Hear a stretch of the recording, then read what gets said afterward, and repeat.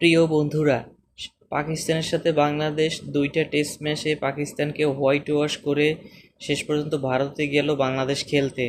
কিন্তু ভারতের সাথে প্রথম টেস্টে 280 রানের বিশাল ব্যবধানে হেরে যে অর্জনটা করেছিল বাংলাদেশ, সেই অর্জনটাও ধুলার সাথে মিশিয়ে দিল। আসলে বাংলাদেশের কত বড় ব্যর্থতা টেস্টে, সেটা আজকে আবার প্রমাণ হয়ে গেল। দেখেন আপনি, শুরু থেকেই বাংলাদেশের প্রথম ইনিংসে ব্যাটিং বিপর্যয়ে চলে আসে, কোনো ব্যাটসম্যান ফিফটিও করতে পারে নাই।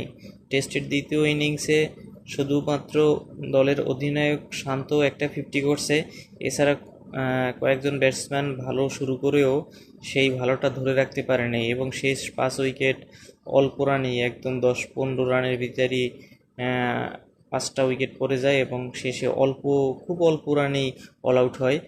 সো সেই জন্যই বলা যায় যে বিশাল ব্যবধানে বাংলাদেশ হারলো 280 রানে।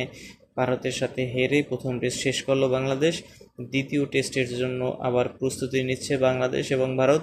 দেখা যাক দ্বিতীয় টেস্টে বাংলাদেশ ফাইটিং দিতে পারে কিনা, যেহেতু ভারতের মাটিতে খেলা, যেখানে ভারতের সেরা সেরা ব্যাটসম্যান, সেরা সেরা বোলার নিয়ে তাদের দল, সেইখানে বাংলাদেশ আসলেই অসহায় আত্মসমর্পণ করবে, এটাই স্বাভাবিক।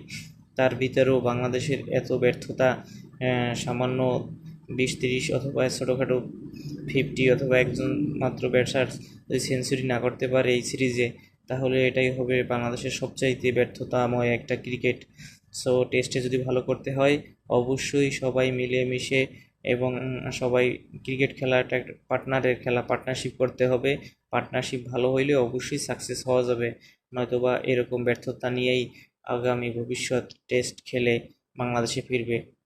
সো কি বলতেছি না বলতেছি নিজেই বুঝতেছি না।